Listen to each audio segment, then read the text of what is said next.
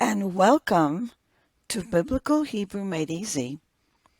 Today, I'm going to speak about the accent marks and its history. I will demonstrate the difference between the accent marks and the vowel points. So, getting into the history, the Tiberian Masoretes developed the vowel points, call them accent marks or cancellation marks, to be used for the biblical texts, referred to as the Nikud. In Hebrew, they use these Nikuds to indicate vowels and cancellation accents. They are used exclusively to indicate how biblical scripture passages should be chanted during worship. It may also possess a punctuating function. And why are accent marks looking so different? They are different because they are used to help cantors to know how to sing. The other reason is that there are 9 different conjunctive marks and 17 or 18, I believe, I'm forgetting, different disjunctive marks. Now, junctive accents connect 2 words in the text. They're like a little dash. The 2 most important to learn right now that you can concentrate on are 2 distinctive accent marks that are very, very helpful. The one that looks like a wishbone. Here it is. Okay. There it is right there. And it's called the atnach. Okay.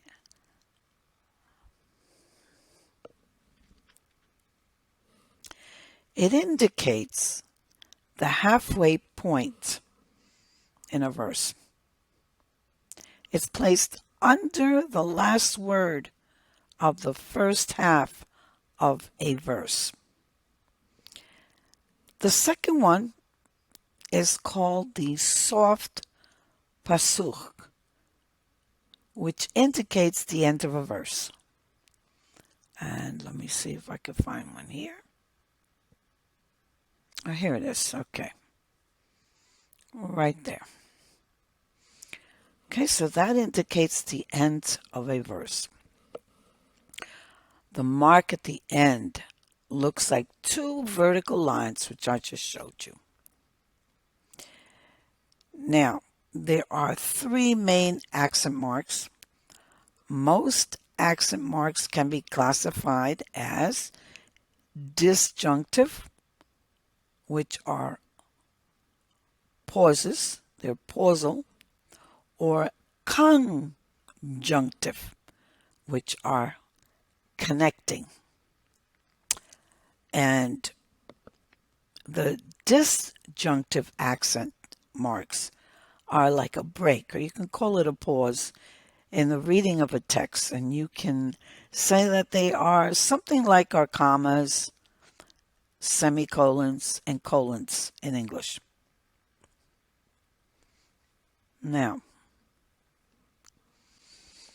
the siluk is placed under the last word of the second half of the verse.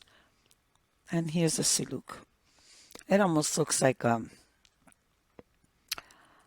an eye. Looks like an eye without the dot. That's a siluk. Okay. And the munuk is placed under a word that is connected with a vowel. With a word. And here it is, right here. Okay, that's a munuk. Now, I think, yeah, we already did this. The mark at the end of the two vertical dots is called the Soft Pasuk. Simply indicates the end of the verse. Again, it's like a period, a comma, a semicolon, or a colon in today's English writing. So, let's look at this example. And we can see the red, as it states here, is the nikud. The nikud are the vowel markers. It tells you how to pronounce that letter. For instance, when we spoke a few weeks ago, I pointed this out. This little horizontal line gives it the ah sound. These three little dots, they look like three little eggs, gives it the eh sound. And so does this one. And this here is a e sound. This one is the same as this one. It's pronounced the same way. Ah. Okay. Here are the cancellation marks, or the accent marks. These marks are very important for cantors, people that are singing in the synagogues.